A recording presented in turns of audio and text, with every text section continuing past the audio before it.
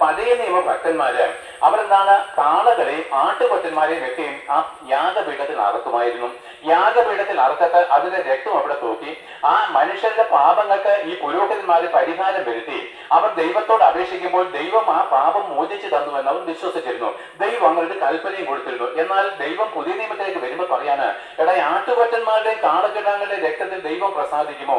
ഒരു കാളെ അറക്കുമ്പോൾ പ്രസാദിക്കുന്ന ദൈവം എന്ത് ദൈവം പ്രിയപ്പെട്ടത്? ദൈവം പ്രസാദിച്ചില്ല. പിന്നെ ദൈവം തന്നെ എന്തിനാണ് പറഞ്ഞത്? ഈ കാളയെ അറക്കണം, എന്നിട്ട് അതിനെ കണ്ണുകൾ അത് ഇങ്ങനെ കഴുകി ഇങ്ങനെയൊക്കെ യാഗം കഴിക്കണം എന്ന് പറഞ്ഞതിന്റെ അർത്ഥം എന്താണെന്നറിയാമോ? ഓരോ കാളകളെയും പഴയ നിയമ ഭക്തന്മാർ അറക്കുമ്പോൾ ആ പിതാവായിരിക്കുന്ന ദൈവം പുത്രന്റെ മുഖത്ത് സ്വർഗത്തിലേക്ക് നോക്കും. അവൻ സ്വർഗത്തിൽ ഉണ്ടായിരുന്നല്ലോ, അവനാലാണല്ലോ ലോകമുണ്ടായത്.